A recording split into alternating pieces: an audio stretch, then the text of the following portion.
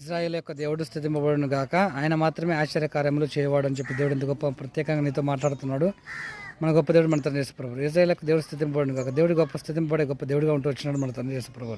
ఎందుకు స్తుతింపబడే గొప్ప దేవుడిగా ఉంటూ వచ్చినాడు అంటే నిన్ను అనేక విధాలుగా అంటే కాచి కాబట్టి రక్షించుకుంటూ పూజించుకుంటూ గొప్ప నిన్ను అనేక రకాలు చేసుకుంటూ వచ్చినటువంటి గొప్ప దేవుడు కాబట్టి పూజించుకుంటూ గొప్ప దేవుడిగా ఉంటూ వచ్చినాడని మాట్లాడుతున్నాడు మన తండ్రి యేసు ప్రభువు. ఎందుకు ఆ విధంగా మాట్లాడుతూ వస్తూ వచ్చినాడంటే సర్వశక్తి గల గొప్ప దేవుడిగా ఉంటూ వచ్చినాడు. సర్వశక్తి గల గొప్ప దేవుడిగా, సర్వ సృష్టికర్త గొప్ప దేవుడిగా, సర్వకార్యాలు చేస్తూ వచ్చిన గొప్ప దేవుడిగా ఉంటూ వచ్చినాడు. కాబట్టి దేవుడికి ఈ విధంగా స్థితింపబడిన కాకుండా ప్రత్యేకంగా మాట్లాడుతూ వచ్చినాడు మన తండ్రి యేసు ప్రభువు. అదేవిధంగా ఆయన మాత్రమే గొప్ప ఆశ్చర్యకారం చేసే గొప్ప సర్వశక్తి గొప్ప దేవుడిగా ఉంటూ వచ్చినాడు మన తండ్రి యేసు ప్రభువు. నీ జీవితంలో ఎన్నో అద్భుతాలు ఆశ్చర్యకరమైన గొప్ప గొప్ప కార్యాలు చేస్తూ వచ్చినాడు. నీ పట్ల, నీ జీవితం పట్ల ఆశ్చర్యకరమైన కార్యాలు చేస్తూ వచ్చిన మహా ఆశ్చర్యకరమైన చేస్తూ వచ్చినాడు మన తండ్రి యేసు ప్రభువు. కాబట్టి మనస్ఫూర్తి నువ్వు దేవుని తెలుసుకున్నట్లయితే ఇంకా గొప్ప కార్యాలు చూస్తామని మాట్లాడుతున్నాడు. కాబట్టి నీ యొక్క విశ్వాసము కోల్పోయిన స్థితిలో ఉంటూ వచ్చింది. నీ జీవితం నశించి నాశనానికి పోయే స్థితిలో ఉంటూ వచ్చినావు. కాబట్టి సంపూర్ణమైన మార్పు చెంది మారాలి బిడ్డ అని చెప్పేసి బిడ్డ అని చెప్పేసి దేవుడు ఎందుకంటే మాట్లాడుతూ అద్భుతంగా ప్రేమిస్తున్నాడు మన తండ్రి యేసు ప్రభువు. నిన్ను మన తండ్రి సృష్టిగత గొప్ప దేవుడు మన తండ్రి యేసు ప్రభువు.